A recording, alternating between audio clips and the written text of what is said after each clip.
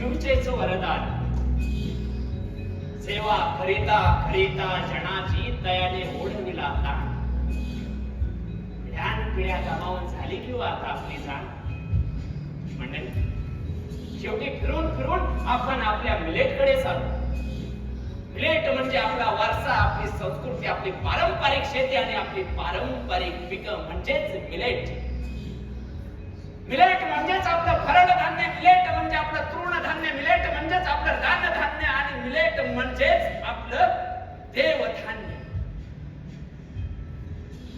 आपल्या देशातला शेतकरी स्वतंत्र आहे आणि स्वातंत्र्याबरोबरच तो सामर्थ्यवानही आहे याची फक्त त्याला योग्य वेळी जाणीव होणं गरजेचं असतं.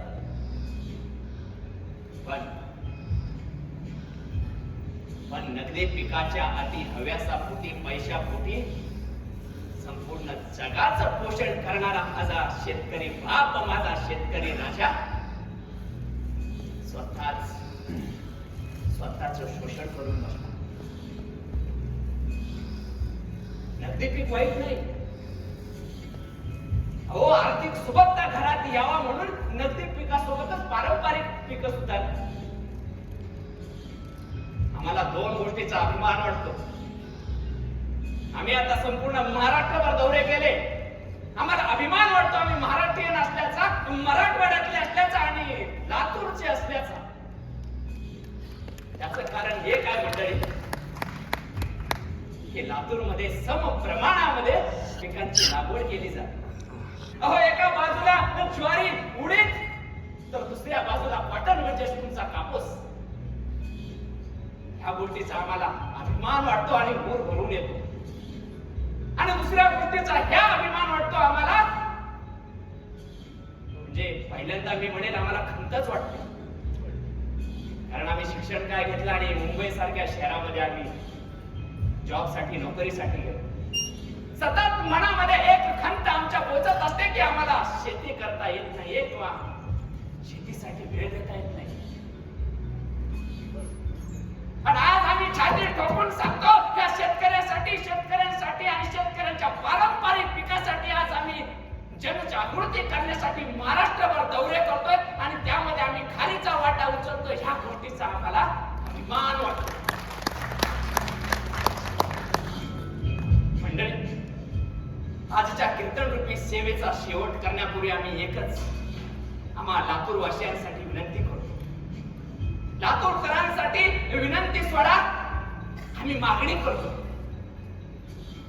हो, नगदी पिकं घ्यावं,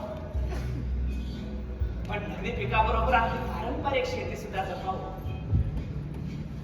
अहो, आपणच आपली पारंपरिक शेती, आपला वारसा आणि आपली संस्कृती जपली नाही तर आपल्या येणाऱ्या लहान पोरांना आपण काय सांगणार? कोणता वारसा दाखवणार? हो, आपला देश कृषी प्रधान देश आहे. आपला देश शेती प्रधान देश आहे. आणि हा देशाचा राजा कोणी पंतप्रधान किंवा कोणी मुख्यमंत्री नाही, तर आम्ही अभिमानाने सांगतो या देशाचा राजा माझा शेतकरी बाप, माझा शेतकरी राजा आहे. म्हणजे तुम्ही, आम्ही सर्वजण ह्या पृथ्वीचे शेतकरी आहोत. म्हणूनच ही पारंपरिक शेती आपण जपली पाहिजे. यातही आपल्या विठूचा अंश आहेच ना. आणि आजच्या कीर्तन रूपी सेवेचा आम्ही या ठिकाणी शेवट करतो. विठ्ठल विठ्ठल विठ्ठल विठ्ठल विठ्ठल विठ्ठल